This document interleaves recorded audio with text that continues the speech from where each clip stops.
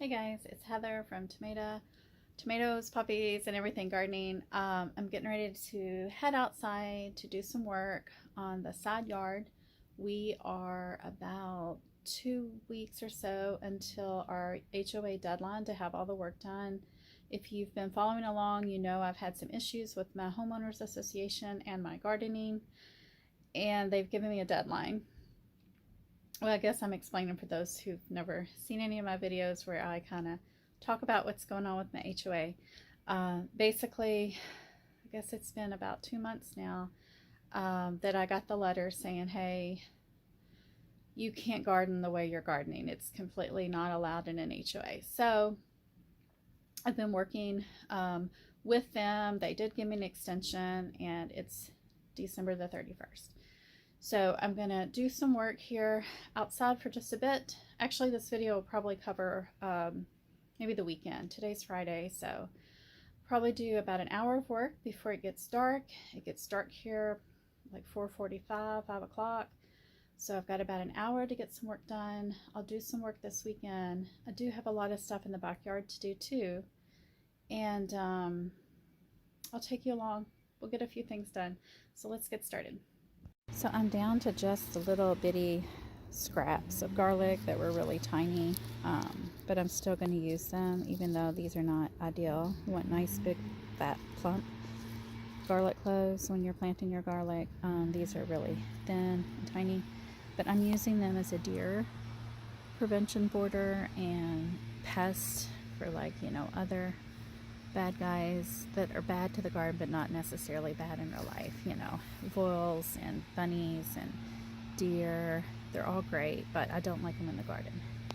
So I think I'll put maybe a few. I've already done this whole perimeter here, so I'll put a few in the barrels with my artichokes, and then maybe just a few in the 2 roses that I kept that are potted. So I save, when I cut my onions to cook, I save the little bottom with the root, and sometimes I just let them sit out on the front porch for a long time, and then I get a collection of them, and then I decide what I'm going to do with them. Like, look at these. They've already turned into little sets with green tops. They didn't look like this when I threw them out on the porch. So I'm going to plant these. And inside of here there will be something similar to this that we can plant. Get a whole new onion. Just have to take off all the gross stuff. Jeffrey, I know you don't want to be up here, buddy. So I will plant this part right here, and what we will end up with eventually is something like this big boy here. I'm going to pull it out and see what we have. I would say I planted this one maybe let's say 2 months ago, and when I did, it looked something like this. Let's see what we got.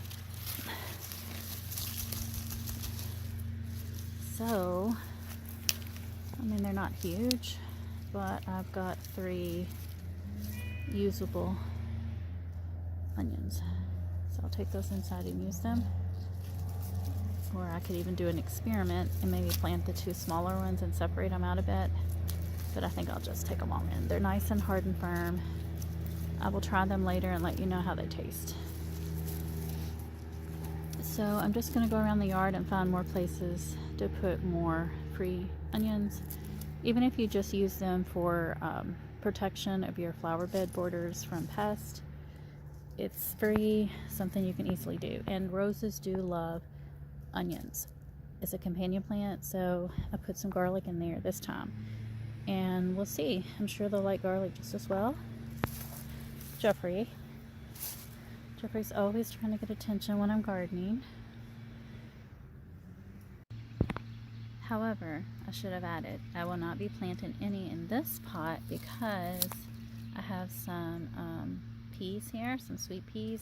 Peas do not like onions, or vice versa. I don't know, but they do not like to be grown together. I've learned that the hard way, so I don't do it anymore. I'm going to plant the rest of these that I've been saving for a week or 2. Obviously, the fresher, the better. But, you know, I don't really use a ton of onions. Maybe 4 a week, 5. So I just kind of wait till I have a collection and then come out and find somewhere to make a border with them.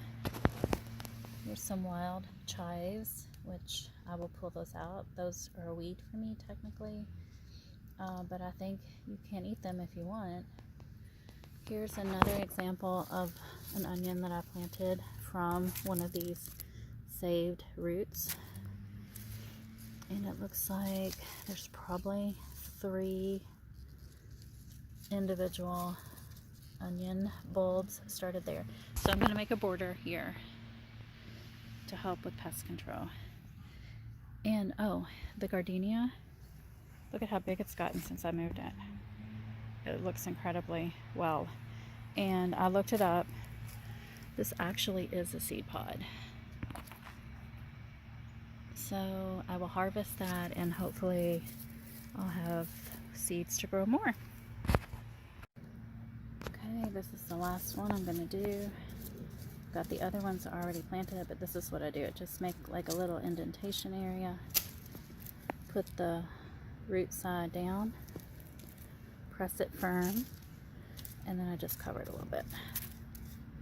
The soil's really heavy clay over here, but obviously, according to that guy, it doesn't matter too much. So there we go. I'm so thankful for the wallflowers because otherwise I don't think I'd have much color in the garden right now. They are so pretty.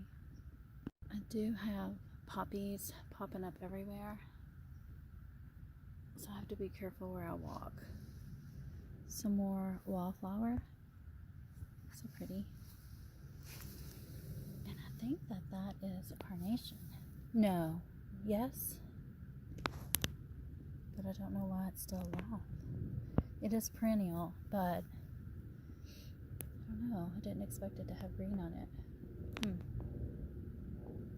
Alright, so I did get distracted with the onions, but I'm back to work. I am here in my cottage garden area down by the road in the mailbox, taking down my dead zinnias. And I try to cut them about 4 to 6 inches tall so that there are little tunnels for the insects or bees or whatever little creature wants to find shelter. And it's a good visual for me just to kind of know where they were. As you can see, this is a tedious job and I can't hardly step anywhere because I have so many seedlings. Can I get that? Okay, there we go. So that's larkspur. And there's some weeds also in there. A billion larkspur babies.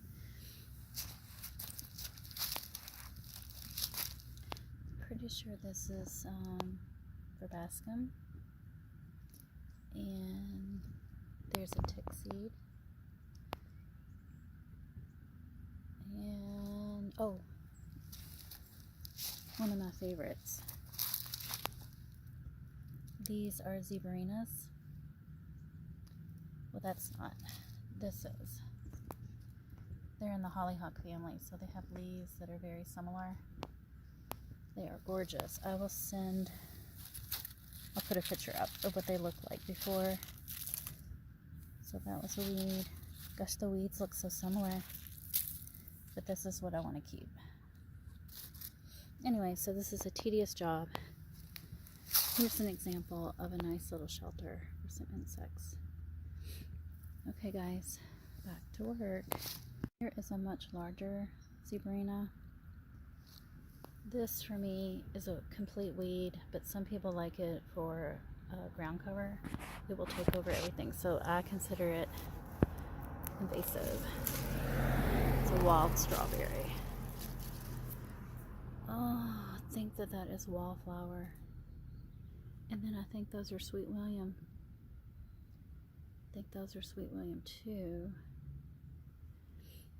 Lots of goodies in here, but obviously a lot of bad guys too. So it is definitely a mess. I'm not 100% certain, but I think this is going to be a new Gara plant. Or maybe phlox. I don't know. I keep scrubbing my phone. Okay guys, I'm trying to show you how tricky some of these weeds can be. This is the purple dead nettle. I can't even zoom in on it, or can I? Yeah. And this is my zebrina, which is in the mallow family. But look at how close they look. Similar, especially when they're little. Jeffrey's still taking off with my phone here, trying to get some pets. So there's a bunch of this purple dead nettle right here with my zebrina, so I'm really having to take my time. Maybe that's what I should do. Just hold one of these next to the zebrina so you can tell the difference. It's really hard when they're little. Look at that. Really hard. Oh, Jeffrey. I'm really happy with this hyssop that's here. I think it's like the perfect placement right on this corner. I've got some yarrow right in front of it. I kind of really like this look. The yarrow and then the hyssop right behind it. I've been shaking the seeds over here. Maybe I'll get some more. We'll see. But I would like maybe several more in through that area. I guess if Mommy won't pet me, I will use rocks. Right, Jeffrey? I see that I accidentally put out a tickseed, so I'm going to go put that back in the ground somewhere. You can see it looks really different now. I'm down in the road right in front of my mailbox and my side yard, and it looks kind of vacant. So the HOA wants me to get rid of these big planters. They're probably, the bigger ones are 22 by 22, maybe 18 inches tall. But maybe I'll just spray paint them instead. What do you guys think? Move them, spray paint them, keep them. Guys, real quick, I'm gonna weed all my larkspur babies out because even though they'd probably be happy here, I don't want them coming up along my border edge. So I'm gonna pull them all out, put down about I don't know, 4 or 5 inches of mulch so that nothing is growing right there. Guys, it's like minutes from complete darkness, but I finished up the border here. I should clarify what I meant was I'm going to leave a 3 to 4 inch mulch space between the brick border and where my plants start growing. And so I think I left about 3 to 4 inches. I'm going to just put some shredded mulch in that area, and then I will start having things grow past that point. I have a ton of larkspur already established. There's a feverfew there, Sweet William, and then of course there's all the yarrow. But I wanted to sprinkle some California poppy seeds in through this area too, because you know they don't get that tall.